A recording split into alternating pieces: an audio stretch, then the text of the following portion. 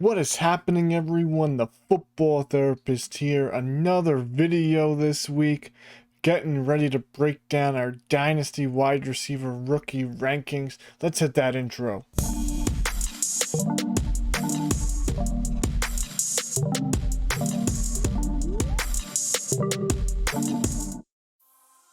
So guys, here's the first three tiers to these rankings. It was very difficult to rank some of these players because of such poor landing spots in my opinion.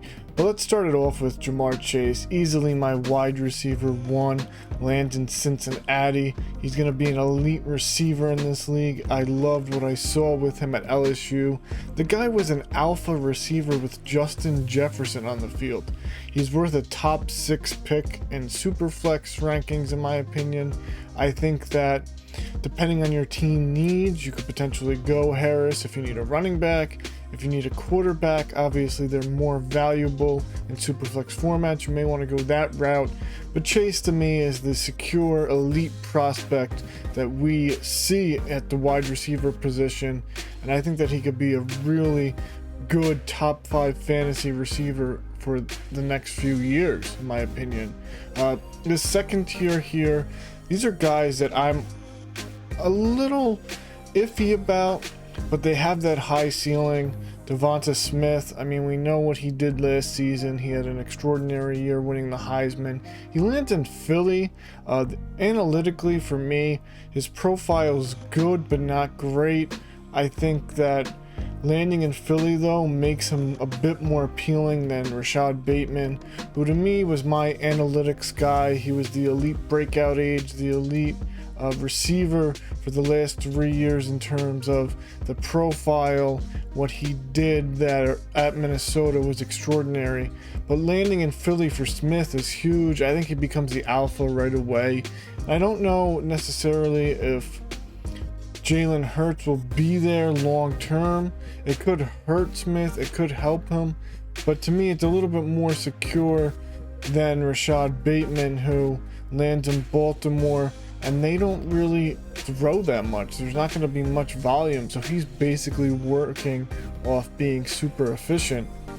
Where if Jalen Hurts isn't the starter next year, perhaps they draft a better pocket passer, and then Devonta Smith can still be that elite player in terms of volume. I think Bateman is going to need to be a really efficient wide receiver in the NFL in order to really reach that top 12 ceiling. I definitely like him as a wide receiver too. He is the alpha in that offense, but I just don't know if the volume is going to be there. Jalen Waddle, another guy, lands in Miami. It's a good situation. I mean, he reunites with Tua, but again, he didn't really have the profile that we like to see. No real breakout age. He was always a good receiver to elite receiver in terms of playmaking ability on the field, but the metrics don't really match up in terms of that high profile receiver in terms of breakout age and dominator rating. But again, he's going to be successful. These are just things that I look for personally. Next here, we got Elijah Moore, Rondale Moore. Both of these guys landed in great situations. Rondale Moore landing in Arizona was huge to me. That really boosted him up. Elijah Moore should be the slot guy in New York. I expect him to cut Crowder, and he'll be used a ton. His profile is terrific. He has the breakout age. He just had a beast of his last year at Ole Miss. So he's one of those guys where I'm going to be drafting in the early second round any chance I get. Both of these guys are slot guys, though. So to me, they don't really have that top 5 to 10 ceiling being in the slot. I do think that they could be low-end wide receiver ones in the future based on their athletic profiles and the potential volume we'll see. But both guys, to me, are just locked and loaded in that second round. Then Terrace Marshall, he kind of fell down draft boards a little bit. He has that frame we like to see. He lands in Carolina, which is a good spot, but to me, seeing him slide a little bit was a little bit concerning. Sam Darnold, is he the future quarterback there? We don't know. I still think he'll be a quality receiver in this league, but he's going to be a little bit lower and a little less safer than some of these guys above him for me.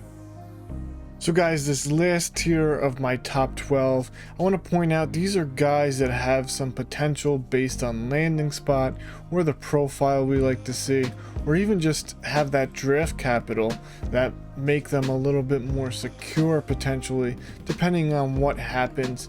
Amari Rodgers, he landed in Green Bay. I put him right here for now, but of course if Aaron Rodgers is going to leave, that could sway my opinion on the situation. Jordan Love still should be a really good quarterback, but we don't know what we have in him yet, so that may not be as safe as some of these other players.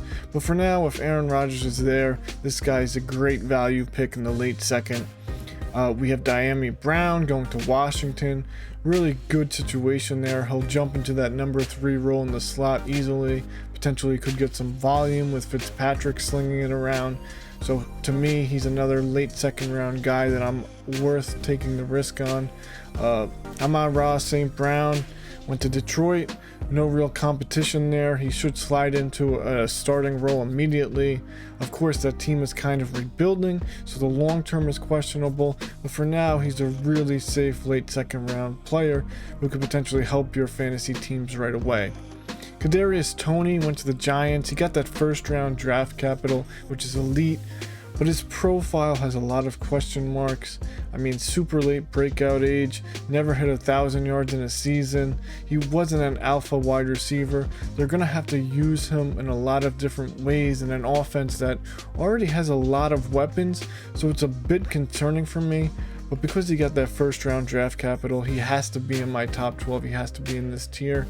And if you're taking him in the second round, you have to feel a little bit good about it, especially if he falls in drafts. Then Nico Collins, another guy who lands potentially in a starting role. Houston, we know the situation is a mess, but he has that third round draft capital. He has the size. Hopefully he can develop into a really good receiver in this league, and they could figure out that quarterback situation. Who are some guys that you were taking a risk on at the wide receiver position this year? It's very deep, so you have a ton of options. Let me know.